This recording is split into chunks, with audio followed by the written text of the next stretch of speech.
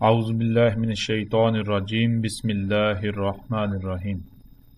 پچھلی ایک ساتھ میں ہم جان چکے ہیں کہ الف لام میم کیا ہے۔ الف لام میم اللہ سبحانہ تعالیٰ نے کہا کہ وہ کتاب ہے۔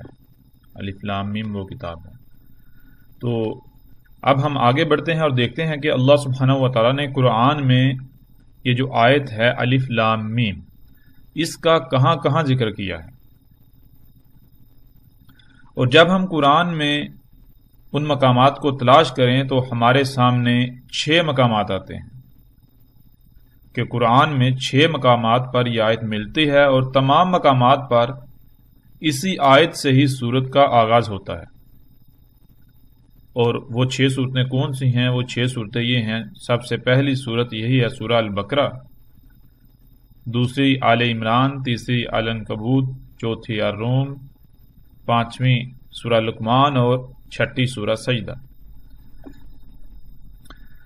جب ہم ان 6 کی 6 صورتوں میں غور کریں تو جو بات سامنے آتی ہے وہ یہ کہ الف لام میم یا تو براہ راست زمین و آسمانوں کو کہا گیا ہے، یا پھر جو کچھ بھی زمین و آسمانوں میں ہے ان سب کو کہا گیا۔ ان 6 کی 6 صورتوں میں ایک بات مشترک سامنے آتی ہے، اور وہ ان سب صورتوں کا محور ایک ہی موضوع ہے۔ اور وہ موضوع کیا ہے؟ وہ موضوع ہے زمین و آسمانوں اور جو کچھ بھی ان میں ہے ان کی تخلیق، اور انسانوں کا زمین و آسمانوں میں اپنے مفسد اعمال کے ذریعے، یعنی زمین و آسمانوں میں اللہ کی مخلوقات میں چھیڑ چھاڑ کر کے انہیں فساد زدہ کرنا، جس کے نتیجے میں زمین و آسمانوں میں تباہیوں کا آنا۔ یعنی ان میں صرف ایک ہی بات کو موضوع بنایا گیا ان 6 کی 6 صورتوں میں، اور پوری کی پوری یہ جو صورتیں ہیں 6 کی 6 صورتیں اسی ایک موضوع کو اپنا محور بناتے ہوئے اسی کے گرد گھومتی ہیں۔ اور وہ کیا؟ وہ یہی کہ کائنات، زمین و آسمانوں اور جو کچھ بھی ان میں ہے ان کی تخلیق، ان کی پیچیدگیوں کا احساس دلانا، اور انہی کے ساتھ چھیڑ چھاڑ ہونے سے ان میں ہونے والے فساد کے خوفناک انجام سے متنبہ کرنا۔ یعنی طرح طرح سے اللہ سبحانہ و تعالیٰ نے زمین و آسمانوں اور ان میں موجود مخلوقات میں پنگے لینے، ان میں چھیڑ چھاڑ کرنے، ان میں تبدیلیاں کرنے سے روکنے کے لیے طرح طرح سے متنبہ کیا۔ زمین و آسمانوں اور جو کچھ بھی ان میں ہے ان سب کی اہمیت و حیثیت سے باور کرانا وغیرہ یہ ان صورتوں میں بتایا گیا۔ یہ بات جو ہے اس کو محور بنایا گیا۔ اور پھر اس سے بھی بڑھ کر حیران کن بات تو یہ ہے کہ نہ صرف قرآن میں 6 مقامات پر یہ آیت آئی ہے، بلکہ اللہ سبحانہ و تعالیٰ نے زمین و آسمانوں اور جو کچھ بھی ان میں ہے ان سب کی تخلیق کا ذکر جب کیا تو کہا کہ انہیں 6 ایام میں خلق کیا۔ 6 ایام میں۔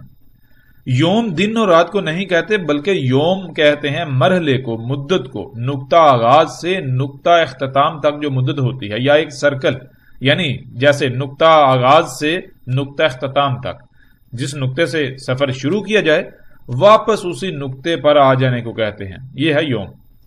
یعنی اللہ سبحانہ و تعالیٰ نے 6 مراحل میں زمین و آسمانوں اور جو کچھ بھی ان میں ہے اس سب کو خلق کیا۔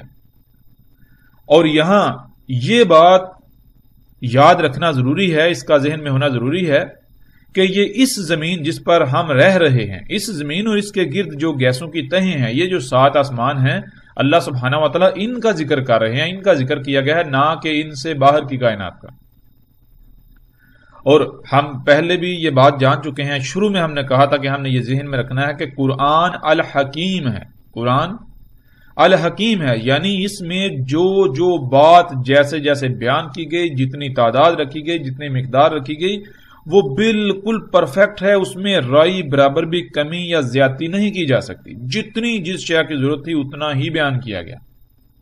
تو جب اللہ سبحانہ و تعالیٰ اس آیت کو 6 مقامات پر بیان کرتے ہیں، اور ان 6 مقامات پر بیان کرتے ہیں، وہ پوری کی پوری آیات کا محور ایک ہی ہے۔ محور کیا ہے؟ زمین و آسمان اور جو کچھ ان کے درمیان ہے۔ اور پھر انہی آیات میں اس کا بھی ذکر کرتے ہیں کہ یعنی 6 کا ہندسہ لے کر آتے ہیں، انہی میں کہتے ہیں کہ اللہ نے زمین و آسمانوں اور جو کچھ ان کے درمیان ہے سب کو کس کے ساتھ، یعنی کہ 6 ایام میں خلق کیا، 6 کا ہندسہ۔ قرآن میں 6 مقامات پر آیات، یعنی آیات کی تعداد بھی 6، اور زمین و آسمانوں جو کچھ ان میں ہے اس کی جو تخلیق کا اللہ تعالیٰ ذکر کریں اس میں بھی 6 کا ہندسہ آ جاتا ہے۔ تو قرآن الحکیم ہے، دونوں 6 تو 6 تو ایک ہوتا ہے، یعنی یہ دونوں ایک ہی چیزیں ہیں، ایک ہی بات کا ذکر کیا جا رہا ہے مختلف پہلوؤں سے، اور وہی بات جو اللہ سبحانہ وتعالیٰ نے کہا ہم نے شروع میں بھی جان لیا تھا، وَلَقَدْ صَرَفْنَا فِي هَذَا الْقُرْآنِ، وَلَقَدْ صَرَفْنَا، صرفہ کسے کہتے ہیں؟ صرفہ تو کہتے ہیں کسی بھی شے کو مختلف پہلوؤں سے پھر کے ہر پہلو سے بار بار سامنے لے آنا، بار بار سامنے لے آنا، ہر پہلو سے سامنے لے آنا، یہ ہوتا ہے صرفنا۔ تو اللہ تعالیٰ نے تو ہر موضوع کو، یعنی کہ ایک ہی بات کو، ایک ہی شے کو پھر کے مختلف پہلوؤں سے بار بار سامنے لا کھڑا کرتے ہیں، بار بار سامنے لے آتے ہیں۔ تو یہ بات بھی الحمدللہ ہم پر واضح ہو چکی، یعنی الف لام میم جو کتاب ہے وہ کتاب یہ کائنات ہے، زمین و آسمانوں اور جو کچھ بھی ان میں ہے یہ کتاب الف لام میم ہے۔ ابھی تک ہم اس نقطے پر پہنچ چکے ہیں کہ الف لام میم کتاب ہے، اور وہ کتاب زمین و آسمانوں سمیت جو کچھ ان میں ہے یہ سب کا سب ہے۔ ہم مزید اس بات کو واضح کرنے کے لیے ان صورتوں کی آیات پر بھی نظر دوڑائیں گے، ان پر بھی مختصراً بات کریں گے، لیکن اس سے پہلے ہم یہ جان لیں کہ لفظ کتاب کسے کہتے ہیں۔ جب ہم لفظ کتاب کو جان لیں گے تو ہم پر مزید حقیقت کھل کر واضح ہو جائے گی اور بات کو مزید آسانی سے سمجھ سکیں گے، بات کو سمجھنے میں مزید آسانی ہو جائے گی، کسی قسم کی کوئی مشکل جو ہے اس کا سامنا نہیں رہے گا، مشکلات دور ہو جائیں گی، آسان ہو جائے گا۔ تو لفظ کتاب کا معنی کیا ہے؟ کتاب کتب سے ہے، اور کتب کسے کہتے ہیں؟ عموماً جب بھی یہ لفظ آتا ہے تو اکثریت کے ذہن میں قلم، سیاہی یا پنسل وغیرہ سے لکھنے کو کتب سمجھ لیا جاتا ہے، اور پھر جن اوراق پر لکھا جاتا ہے اسے کتاب سمجھا جاتا ہے، لیکن حقیقت یہ نہیں ہے، بلکہ حقیقت کچھ اور ہے۔ ہم اس طرف آنے سے پہلے یہ جان لیں کہ ایسا کیوں ہے کہ اکثریت قلم وغیرہ سے لکھنے کو کتب سمجھتی ہے، اور جس پر لکھا جائے یعنی جن اوراق پر اس قلم کے ذریعے، پنسل کے ذریعے لکھا جاتا ہے تو اس کو کتاب سمجھ لیتی ہے۔ ایسا کیوں ہے؟ اس کی وجوہات کیا ہے؟ اس بات کو بھی جب ہم جانیں گے تو ہمارے اوپر مزید حقائق کھل کر سامنے جو ہے وہ سامنے آ جائیں گے، اور بات کو آگے جب جیسے ہم بڑھیں گے تو ہمیں آگے کی چیزیں، آگے کی باتیں بہت آسانی سے سمجھ جو ہے وہ آتی چلی جائیں گی۔ اب کتاب کسے کہتے ہیں؟ اسے ایک مثال سے ہم سمجھ لیتے ہیں، یعنی کہ اس کے لیے ہم ایک مثال لے لیتے ہیں۔ مثلا تصور کریں اگر درخت اللہ کے غیب سے ہوتے، یعنی انسان انہیں نہ دیکھ سکتا، انسان سے پوشیدہ ہوتے، جیسے کہ اور بھی لا تعداد مخلوقات ہیں جو انسان نہیں دیکھ سکتا، اللہ سبحانہ وتعالیٰ نے انہیں چھپا کر رکھ دیا تھا، اور پھر درختوں کے بارے میں کوئی بات کہی جاتی، یعنی ان کے اذان، جس کا ترجمہ آج کان کر دیا جاتا ہے، اور اسی طرح لسان، دم، راس وغیرہ، تو انسان درختوں کو بھی انسان ہی کی طرح کی مخلوق سمجھتے کہ وہ ہماری ہی طرح کے ہوتے ہیں، مگر ہم انہیں دیکھ نہیں سکتے۔ لیکن کیا حقیقت یہ ہوتی؟ حقیقت یہی ہوتی؟ ہرگز نہیں۔ حقیقت کیا ہوتی؟ آج درخت ہمارے سامنے ہے، بالکل اسی طرح جب ملائکہ کا ذکر آتا ہے تو انسان انہیں بالکل اپنی ہی طرح سمجھ لیتے ہیں، لیکن یہ ہے کہ ان کے جی پر ہوتے ہیں جن سے وہ اڑتے ہیں اور ہمیں نظر نہیں آتے، حالانکہ حقیقت بالکل یہ نہیں ہے۔ اسی طرح جب بات جنات کی ہو تو تب بھی ایسا ہی نظریہ، لیکن حقیقت بالکل اس کے برعکس ہے، حقیقت یہ ہے ہی نہیں۔ ایسا کیوں ہوتا ہے؟ ایسا اس لیے ہوتا ہے کیونکہ انسان نے اپنی عقل کے مطابق دائرے لگائے ہوئے ہیں، اور انہی دائروں کو وہ کل سمجھتے ہیں، یعنی ان کے باہر کچھ بھی نہیں، جو کچھ بھی ہے بس اسی دائرے میں موجود ہے، جس دائرے میں ہم بند ہیں، جس دائرے میں ہم قید ہیں، جس دائرے میں وہ قید ہیں۔ یوں پھر جو بھی ان سے بات کی جائے تو وہ اسی دائرے میں بند ہو کر اس کے بارے میں کوئی عقیدہ، نظریہ یا رائے قائم کر کے اس پر ڈٹ جاتے ہیں، اور یوں پھر یہ بات، یہ شے گمراہی کا سبب بنتی ہے۔ بالکل اسی طرح اور انہی وجوہات کی بنیاد پر، انہی وجوہات کی بنا پر جب بھی قرآن میں لفظ کتاب آتا ہے تو اس سے مراد یہ لے لیا جاتا ہے کہ اوراق کا وہ مجموعہ جس پر کچھ لکھا ہوا ہے، اور پھر اسے یہی قرآن قرار دیا جاتا ہے۔ اب آتے ہیں لفظ کتاب کی طرف، جو کہ لفظ کتب سے بنا ہے، اور کتب کرنا کسے کہتے ہیں، یعنی لفظ کتب اس کا معنی کیا ہے؟ اس کا سب سے جامع ترین معنی، یعنی لفظ کتب کا جو جامع ترین معنی ہے وہ یہ ہے کہ علم کا کسی بھی شکل و صورت میں اس طرح موجود ہونا کہ اسے وہاں سے حاصل کیا جا سکے۔ مثلا جب آپ کسی شے کو دیکھتے ہیں تو اس میں غور و فکر کرنے سے آپ کے پاس علم آتا ہے۔ وہ علم آپ کے پاس آنے سے پہلے جس صورت میں موجود تھا، وہ حالت، وہ صورت کتب ہونا کہلاتی ہے، کتب کہلاتی ہے۔ اور جہاں یا جس میں وہ علم کتب تھا، یعنی اس صورت میں موجود تھا، وہ شے عربی میں کتاب کہلاتی ہے۔ ایسے ہی آپ دیکھتے ہیں کہ ایک مشین آپ کے سامنے موجود ہے، وہ مشین نہ صرف ایک وجود ہے، ایک خلق ہے، بلکہ وہ ایسا علم بھی ہے جو کہ کتب ہے۔ اب اگر آپ اس مشین میں غور کریں گے، یعنی اس مشین کی گہرائیوں میں جائیں گے، تو جو علم اس مشین میں کتب تھا یا کتب ہے وہ آپ کو حاصل ہو جائے گا۔ اسی طرح ایک اور مثال لے لیتے ہیں۔ ذرا تصور کریں کہ آپ نے ایک بڑا سا گھر خریدا جو کہ بالکل خالی ہے۔ آپ گھر کا سارا سامان لے کر آئے تو سوال یہ پیدا ہوتا ہے کہ آپ نے اس کے بعد کیا کرنا ہے، یعنی جب آپ نے گھر خریدا، گھر خالی ہے، سامان لے کر آئے، تو جب سامان لے آئے اس کے بعد سب سے پہلا کام آپ نے کیا کرنا ہے؟ تو جواب یہ ملے گا کہ گھر میں سامان جوڑنا ہے۔ اور اگر پھر یہ سوال کیا جائے کہ آپ کو کیسے علم ہوا کہ سامان جوڑنا ہے، تو پھر جواب آئے گا بھئی ظاہر ہے جب گھر نیا خریدا ہے تو رہنے کے لیے خریدا ہے، اور اس وقت تک گھر میں رہنا ناممکن ہے جب تک کہ جو سامان ہم لے کر آئے ہیں اس کو جوڑ نہیں لیا جاتا، اس کو اپنی اپنی جگہ پر نہیں رکھ لیا جاتا۔ اب جب سامان لائے ہیں تو ظاہر ہے اس وقت سامان کو ہی جوڑا جائے گا، سامان کو اس کی جگہ پر رکھا جائے گا۔ تو اب سوال یہ پیدا ہوتا ہے کہ یہ علم، ابھی جو آپ نے کہا جی سامان جوڑنا ہے، یہ علم آپ کے پاس آنے سے پہلے کہاں تھا؟ ذرا غور کریں، اس بات کے اوپر غور کریں، اس نقطے کے اوپر غور کریں، اس کی گہرائی میں جائیں، اپنے دل و دماغ کو حرکت دیں، اور اسی مثال کو ہم مزید تھوڑا آگے لے کر چلتے ہیں، آگے بڑھاتے ہیں کہ آپ گھر میں سامان جوڑ رہے ہوں اور اچانک گھر میں آگ لگ جائے، تو اب سوال یہ پیدا ہوتا ہے کہ کیا آپ سامان کو ہی جوڑتے رہیں گے، سامان ہی جوڑیں گے، یا پھر پہلے آگ بجھائیں گے؟ تو پھر جواب یہ ہوگا کہ ظاہر ہے پہلے آگ بجھائیں گے، ورنہ سب کچھ جل کر راکھ ہو جائے گا۔ تو پھر وہی سوال کہ غور کریں، آپ نے کہا پہلے آگ بجھائیں گے ورنہ سب کچھ جل کر راکھ ہو جائے گا، تو یہ علم آپ کے پاس کہاں سے آیا؟ یہ علم آپ کے پاس آنے سے پہلے جہاں موجود تھا، وہ صورت، وہ حالت کتب ہونا کہلاتی ہے، اسے کہتے ہیں کتب۔ اب آگ کیا ہے؟ اس کا علم صرف آگ ہی میں کتب ہے۔ آگ کیا ہے؟ اس کا علم، اس کے بارے میں جو معلومات ہیں، اس کا جو علم ہے وہ آگ کے اندر ہی کتب ہے، آگ میں ہی موجود ہے۔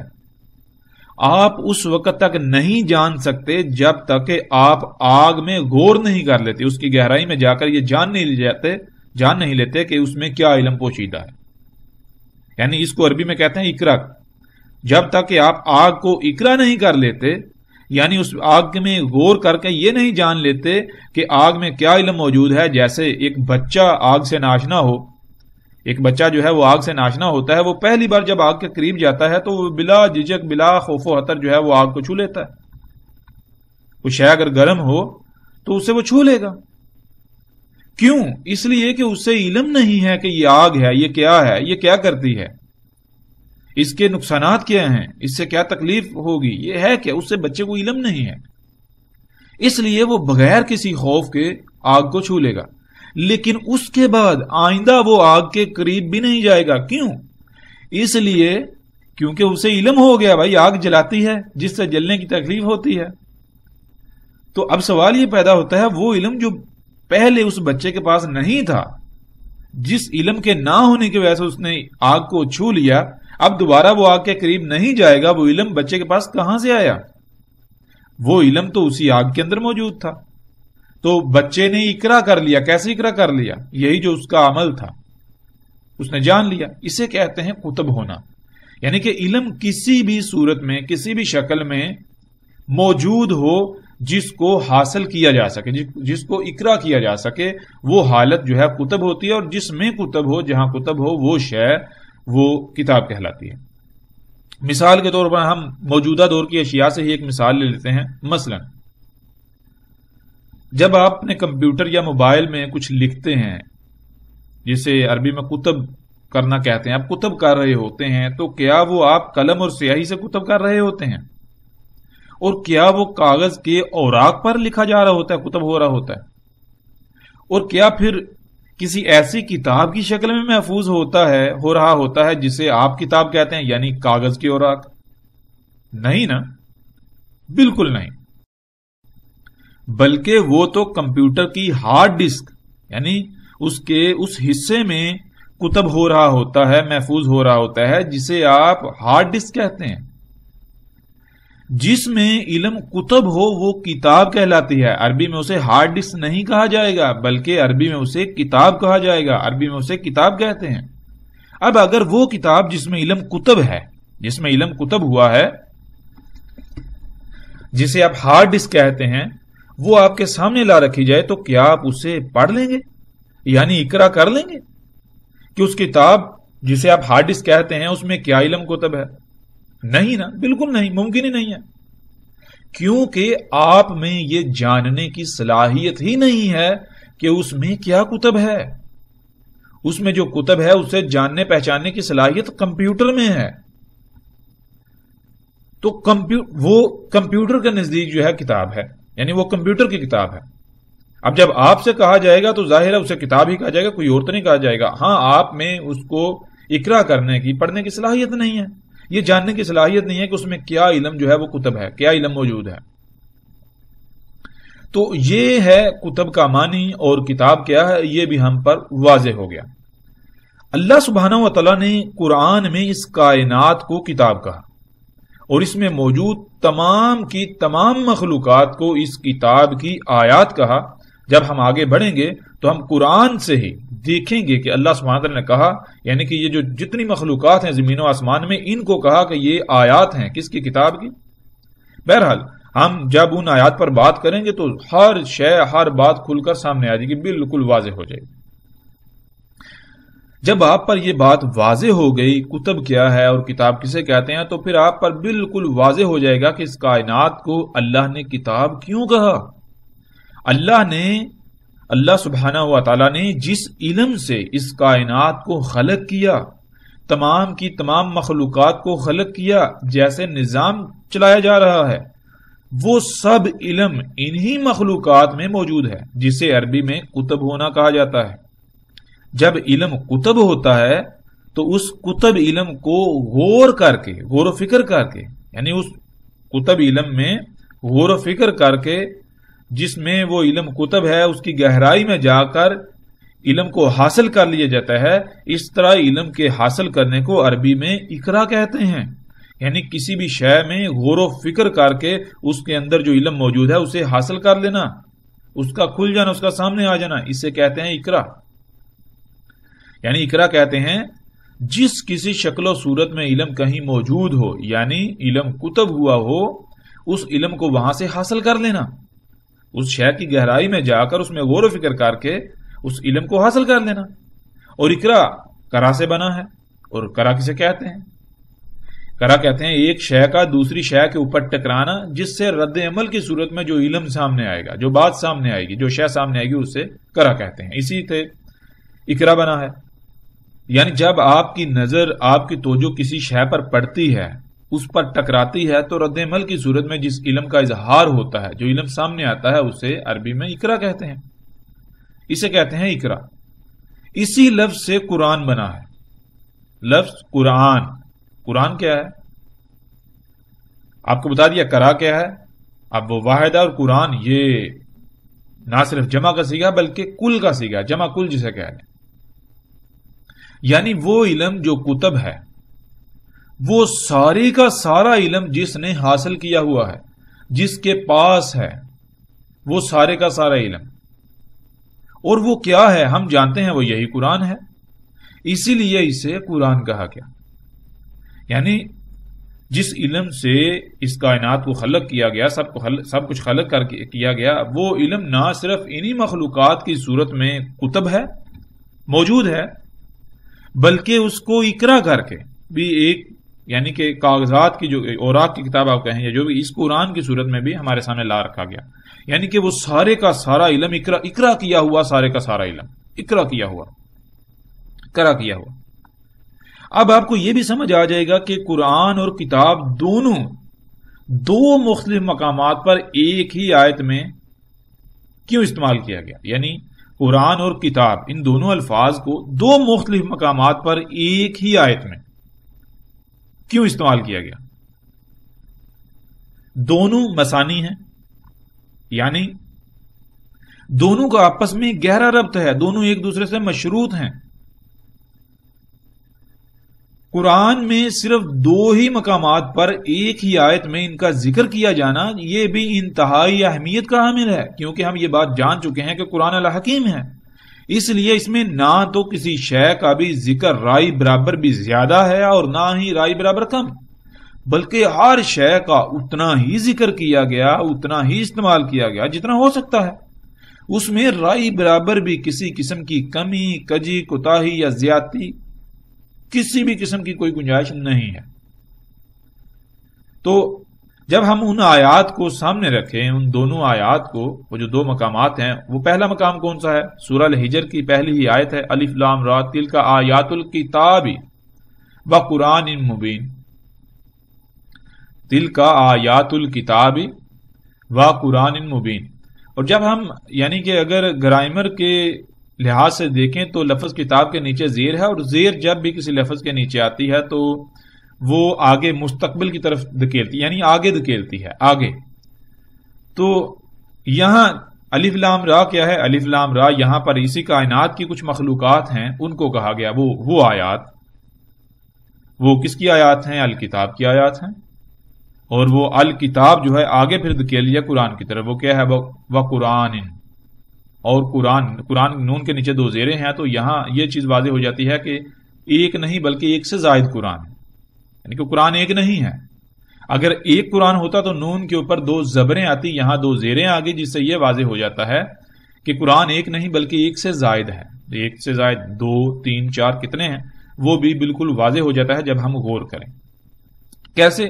کہ جب ہم قرآن کو سامنے رکھیں تو اللہ سبحانہ و تعالیٰ نے اس قرآن میں دو طرح کے الفاظ استعمال کیے، وہ کون سے؟ وہ یہ کہ ایک قرآن یا القرآن والقرآن، اور ایک جو ہے وہ حاذ القرآن، یعنی کہ ایک حاذ القرآن اور ایک صرف قرآن یا القرآن۔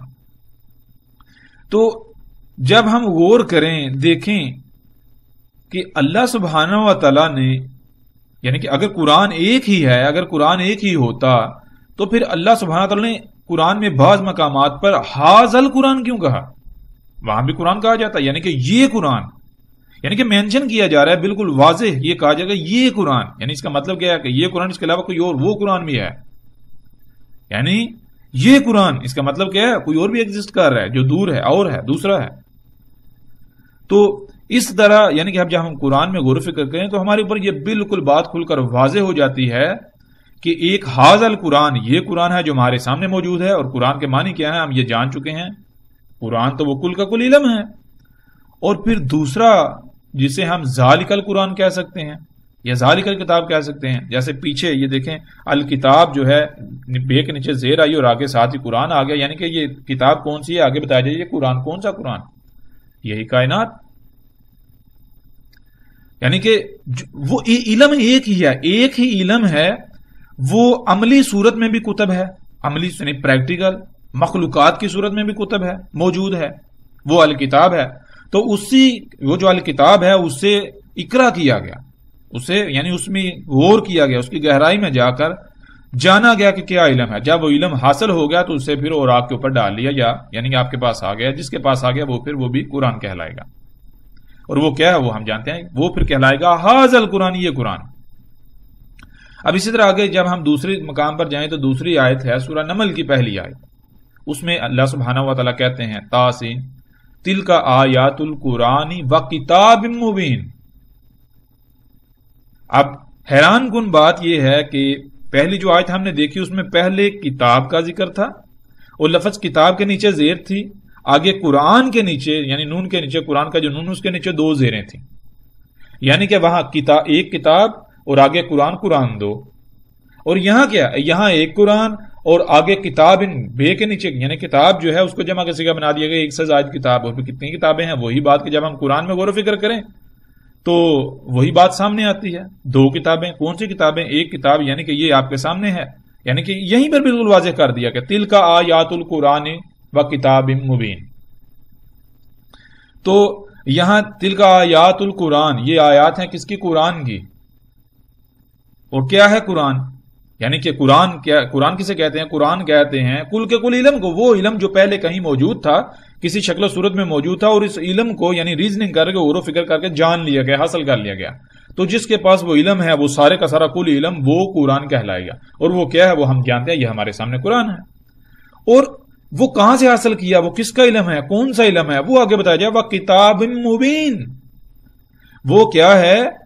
یہ جو یعنی قرآن جو ہے یہ سارے کا سارا علم، جو کل علم کیا ہے، یہ کیا ہے؟ یہ علم کتاب ہے، کتاب کا علم ہے. یہ علم کتاب کی صورت میں موجود ہے. کون سی کتاب؟ مبین. مبین کیا ہے؟ بین. اور اس کے پیچھے لفظ جو ہے وہ حرف میم کا استعمال ہوا.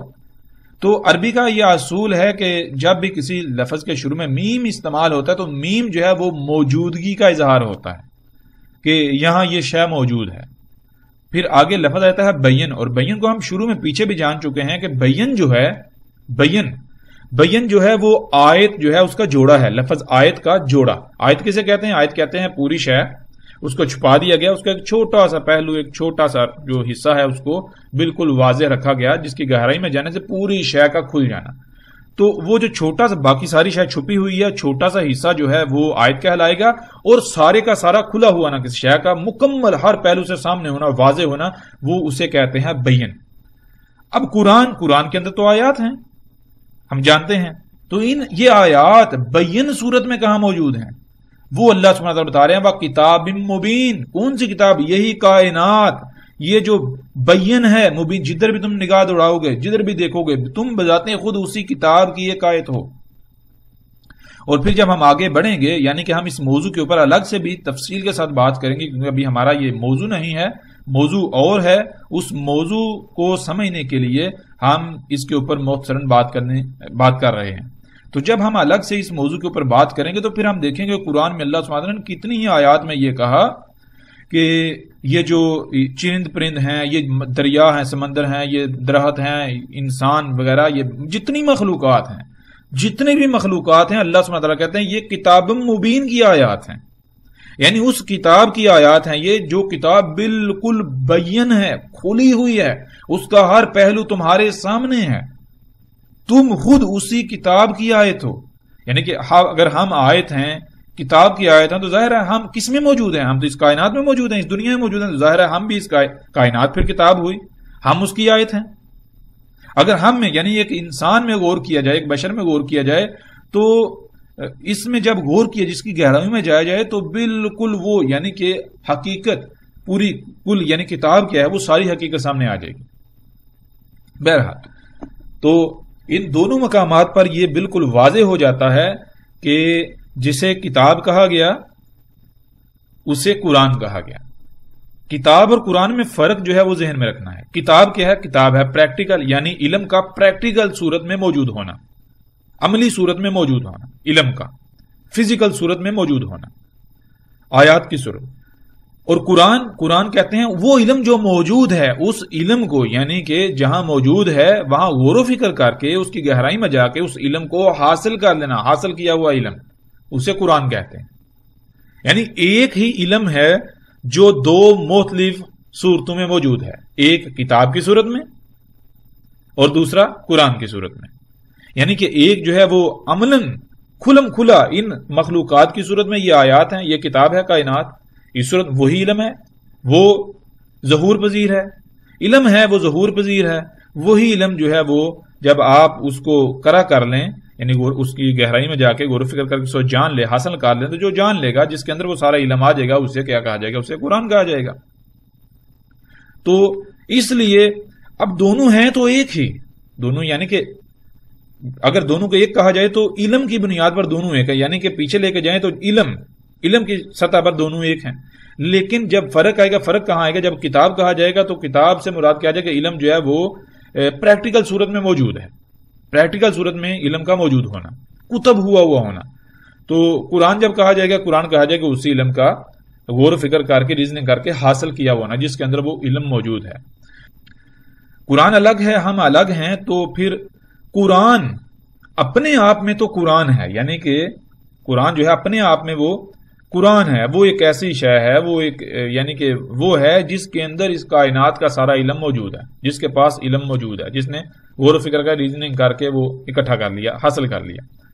لیکن ہمارے لیے یہ جو قرآن ہے، حاضر قرآن، یہ ایک دوسرا وجود ہے، اور چونکہ اس میں بھی علم ہے اور کتب ہوا ہے تو یہ بھی ہمارے لیے کتاب ہی کہلائے گی۔ بہرحال تو یہ چیزیں، یہ باتیں ذہن میں جب تک ہم نہیں رکھیں گے، ہم جو ہے وہ حقیقت کو نہیں جان سکتے، ہم حق کو نہیں پہچان سکتے۔ تو اب ہم ایسا کرتے ہیں، ہم بڑھتے ہیں آگے، وہ یہ کہ قرآن یعنی وہ سارے کا سارا علم جو کسی نہ کسی صورت میں موجود ہے، اس کو اقرا کر کے ایک جگہ کتب کیا گیا، یا جس میں وہ علم موجود ہے، جس کے پاس وہ علم ہے، یہ وہی سارے کا سارا علم ہے جس سے یہ کائنات خلق کی گئی۔ اس لیے پھر کائنات بھی نہ صرف قرآن ہے بلکہ وہ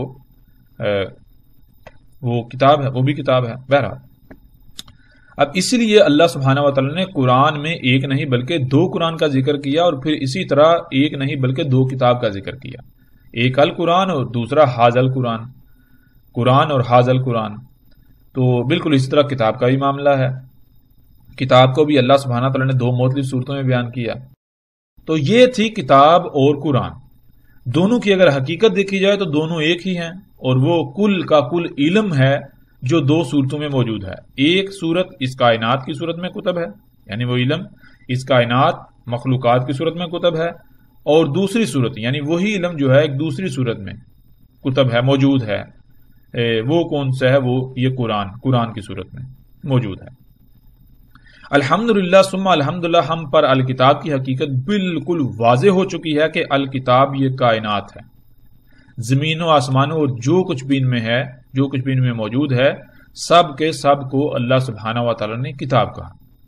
یہ جتنی بھی مخلوقات ہیں یہ اسی کتاب کی آیات ہیں، یہ جتنی بھی مخلوقات ہیں یہ اسی کتاب کی آیات ہیں۔ جیسے کہ ہم اگر قرآن میں غور کریں، قرآن میں دیکھیں تو قرآن میں ایسی بہت ساری آیات بھی ہیں، قرآن میں ایسی بہت ساری آیات بھی ہیں کہ جن میں اللہ سبحانہ و تعالی نے کہ یہ جو مخلوقات ہیں ان کو کتاب کی آیات کہا۔ کون سی کتاب کی آیات کہا؟ ابھی ہم اگر کچھ آیات کو سامنے رکھیں تو ہم پر یہ بات بھی بالکل واضح ہو جائے گی۔ جیسا کہ آپ سورہ الانعام کی آیت نمبر 59 میں دیکھ سکتے ہیں، اس میں اللہ سبحانہ و تعالیٰ کہتے ہیں وَعِندَهُ مَفَاتِحُ الْغَيْبِ لَا يَعْلَمُهَا إِلَّا هُوَ وَيَعْلَمُ مَا فِي الْبَرِّ وَالْبَحْرِ وَمَا تَسْقُطُ مِنْ وَرَقَةٍ إِلَّا يَعْلَمُهَا وَلَا حَبَّةٍ فِي ظُلُمَاتِ الْأَرْضِ وَلَا رَطْبٍ وَلَا يَابِسٍ إِلَّا فِي كِتَابٍ مُبِينٍ۔ یعنی اب اس آیت میں جو بالکل واضح کہا جا رہا ہے، بالکل واضح کہا جا رہا ہے کہ جو کچھ بھی غیب ہے اس کی جو مفاتیح ہیں وہ اسی کے پاس ہیں، اسی کے ہاں ہیں، کسی کو علم نہیں ہے ان کا مگر اسے۔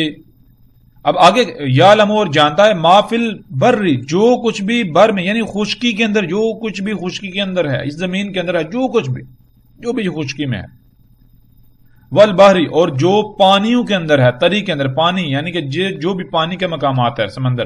اب سوال یہ پیدا ہوتا ہے کہ خشکی کہاں ہے؟ کیا اسی کائنات کے اندر نہیں ہے؟ اسی کائنات کا حصہ ہے.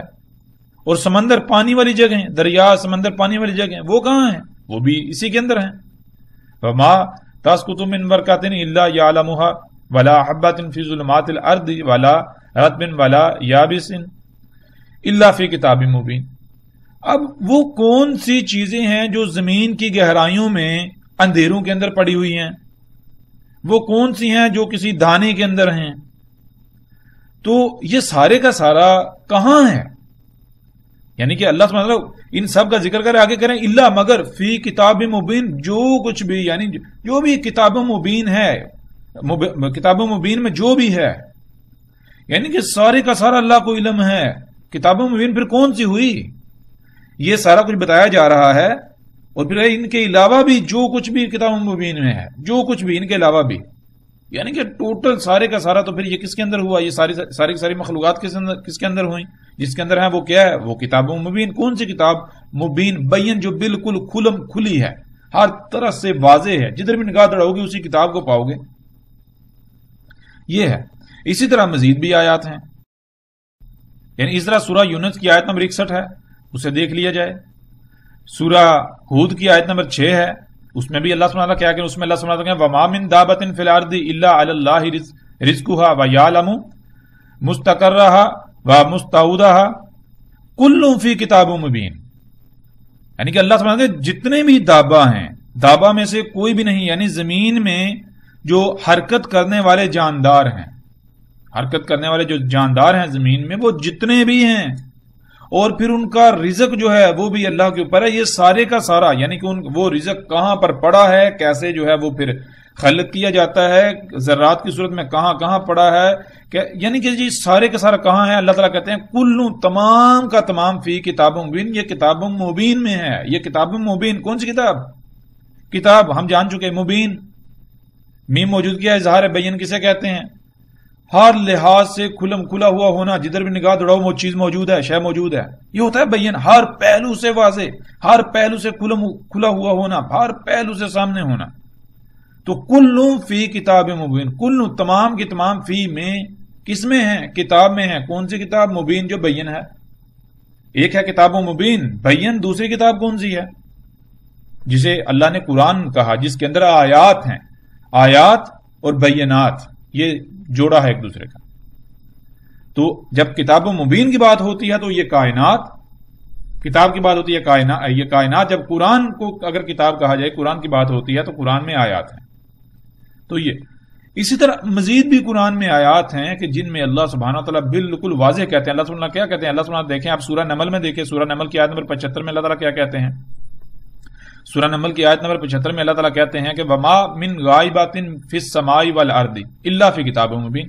یعنی اور نہیں ہے جو بھی غائب ہے، پوشیدہ ہے فضا کے اندر، آسمان میں، اور جو کچھ بھی زمین میں ہے جو پوشیدہ ہے، چھپا ہوا، وہ سارے کا سارا کہاں ہے؟ یہ سارے کا سارا نہیں ہے. اگر ہے تو کتاب مبین میں ہے. یہ کتاب مبین کا حصہ ہے، کتاب مبین کے اندر ہے، یہ اس کتاب کے اندر ہے. اسی طرح سورہ القصص کی آیت نمبر 2 میں دیکھ لیں، تلکا آیات الکتاب المبین. یعنی کہ اگر آپ اب سورہ سبا کی آیت نمبر 3 دیکھیں تو اس میں بھی یہی بات ہے. اس میں کیا اللہ سبحانہ وتعالی کہہ رہے ہیں؟ لا یعزب عنہ مثقال ذرۃ فی السماوات ولا فی الارض ولا اصغر من ذلک ولا اکبر الا فی کتاب مبین. یعنی کہ آسمانوں اور زمینوں میں کوئی ایک چھوٹے سے چھوٹا یا بڑے سے بڑا کوئی ذرا ایسا نہیں ہے. وہ جس سب کچھ ہے یہ کہاں ہے؟ یہ سارے کا سارا کتاب مبین میں ہے.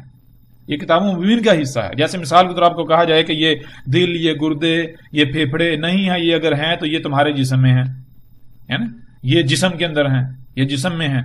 تو ظاہر ہے بالکل واضح بات ہو جاتی ہے کہ کہاں موجود ہیں. تو پھر اسی طرح اور بھی مزید آیات ہیں. جب ہم ان آیات کو دیکھیں تو ہر لحاظ سے یہ بالکل واضح ہو جاتا ہے، واضح ہو جاتا ہے کہ کتاب کیا ہے. بالکل کھل کر ہر بات جو ہے وہ واضح ہو جاتی ہے. تو اب ہم بڑھتے ہیں آگے. باقی جو باتیں ہیں یعنی کہ ہم نے پیچھے کی، یعنی کہ جو 6 صورتوں کے اندر اللہ سبحانہ نے موضوع و محور بنایا اسی کائنات کو، زمین و آسمان اور جو کچھ بھی ان کے درمیان ہے، ان کی تخلیق کو، تو اس کے اوپر ابھی ہم جو ہے تفصیل کے ساتھ جو ہے الگ موضوع کے تحت بات کریں گے، لیکن اب ہم پھر واپس پلٹتے ہیں اپنے موضوع کی طرف تاکہ ہم آگے سلسلہ جو ہے اس کو بڑھائیں۔ تو کیا ہے آگے اللہ سبحانہ وتعالی کیا کہتے ہیں، دیکھیں ہم جب غور کریں، الف لام میم ذالک الکتاب لا ریب فیہ ھدی للمتقین۔ الف لام میم وہ کتاب ہے، ریب نہیں ہے اس میں، ھدی ہے متقین کے لیے۔ ان میں سب سے پہلے استعمال ہونے والے الفاظ کو جاننا بہت ضروری ہے۔ ان میں پہلا لفظ ریب، دوسرا ھدی اور متقین۔ ریب کسے کہتے ہیں؟ ریب کہتے ہیں کسی قسم کی بھی کمی، کجی، کوتاہی وغیرہ کا جو ادنا ترین درجہ ہوتا ہے، ادنا ترین درجہ وہ ہونا۔ تو اللہ سبحانہ تعالیٰ کہہ رہے ہیں کہ الف لام میم جو کتاب ہے، کون سی کتاب؟ یہی جو کائنات ہے، اس میں کسی قسم کی کمی، کجی یا کوتاہی کا ادنا ترین درجہ جو ہوتا ہے وہ بھی نہیں ہے، یعنی کہ جس کے بارے میں تصور کرنا بھی محال ہو اس حد تک بھی نہیں ہے کہ یہ جو کتاب ہے، یہ کائنات، اس میں رائی برابر بھی کوئی کمی، کجی یا کوتاہی نہیں ہے اس میں کہ اس میں ھدی نہ ہو، اس میں ھدی ہے۔ ھدی کسے کہتے ہیں؟ اسے ایک مثال سے سمجھ لیجیے۔ بنیادی طور پر ھدی کہتے ہیں کہ منزل پر پہنچنے کے لیے، مقصد کو پورا کرنے کے لیے جب جیسے جیسے ہدایات درکار ہوں تب ویسے ویسے ہدایات یعنی رہنمائی کرتے جانا۔ بالکل اسی طرح جیسے کہ کسی اندھے کا ہاتھ پکڑ کر کوئی دوسرا ساتھ ساتھ چلتا ہے، اس کی رہنمائی کرتا ہے، بالکل اس طرح اس کو کہتے ہیں ھدی۔ تو اللہ سبحانہ و تعالیٰ یہ کہہ رہے ہیں کہ کائنات یعنی یہ زمین و آسمان اور جو کچھ بھی ان کے درمیان ہے، ان میں ہے، ان کی تخلیق ایسے ہوئی ہے کہ یہ ہر مخلوق کو، یعنی یہ کائنات جو ہے ہر مخلوق کو ایسے اس کے مقام پر لا کر قائم کر دیتی ہے، لا کھڑا کرتی ہے، جیسے کوئی اندھا ہو اور اس کا ہاتھ پکڑ کر اس کے ساتھ ساتھ چلا جاتا ہے، اس کو رستہ دکھایا جاتا ہے، اس کو ساتھ ساتھ پکڑ کر لے جایا جاتا ہے۔ یعنی بالکل ایسے ہی کہ جیسے ایک مشین ہوتی ہے، مشین میں کسی پرزے نے کیا کرنا ہے اسے خود سے کوئی فکر نہیں ہوتی، بلکہ وہ مشین کے اندر باقی دوسرے پرزوں کے ساتھ مشروط و مربوط ہونے کی وجہ سے چلتا رہتا ہے۔ مشین کی رفتار تیز ہوگی تو اس کی رفتار میں بھی تیزی آ جائے گی، مشین کی رفتار کم ہوگی تو اس کی رفتار میں بھی کمی واقع ہو جائے گی، یعنی کہ جیسے مشین چلے گی ویسے ویسے اس پرزے کی رفتار میں کمی یا زیادتی ہوتی چلی جائے گی۔ اسے خود سے کسی قسم کی کوئی فکر ہی نہیں ہے کہ اس نے کب کیا کرنا ہے کیا نہیں کرنا، کب اس نے جو ہے وہ آف رہنا ہے، کب اس نے آن ہونا ہے، اسے کوئی فکر نہیں ہے، وہ مشین کے ساتھ مشروط ہے، مشین جانے اس کا کام جانے۔ اور پھر جب ہم غور کریں اس کائنات میں تو حقیقتاً ہمیں بالکل یہی بات نظر آئے گی کہ یہ کائنات ایک مشین کی مانند ہے، بالکل اسی طرح جیسے ہمارا جسم ہے جو مختلف اعضاء کے مجموعے سے وجود میں آتا ہے، تمام کے تمام اعضاء ایک مشین کے پرزو کی مانند ہیں، اپنے اپنے مقام پر قائم ہیں، اپنی اپنی ذمہ داری پوری کرتے ہیں، جس سے اس جسم میں ایک بہترین توازن نہ صرف قائم ہے بلکہ قائم رہتا ہے، اس وقت تک قائم رہتا ہے جب تک کہ کوئی مخلوق یعنی کوئی عضو جو ہے اپنی ذمہ داری سے لاپرواہی نہ کرے، کوتاہی نہ کرے، سستی نہ برتے، اپنی ذمہ داری کو پورا کرنا چھوڑ نہ دے۔ بالکل یہی مثال اس کائنات کی، زمینوں آسمانوں اور جو کچھ بھی ان کے درمیان ہے ان سب کی ہے۔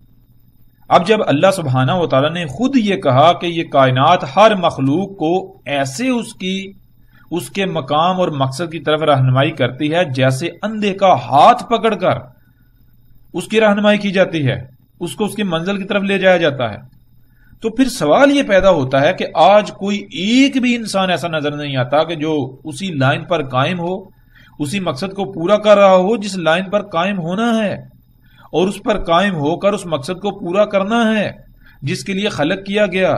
بلکہ یہ بات تو دور، الٹا کسی کو یہ تک علم نہیں ہے کہ وہ مقصد ہے کیا، ہمیں خلق کس مقصد کے لیے کیا گیا، کسی کو علم ہی نہیں ہے۔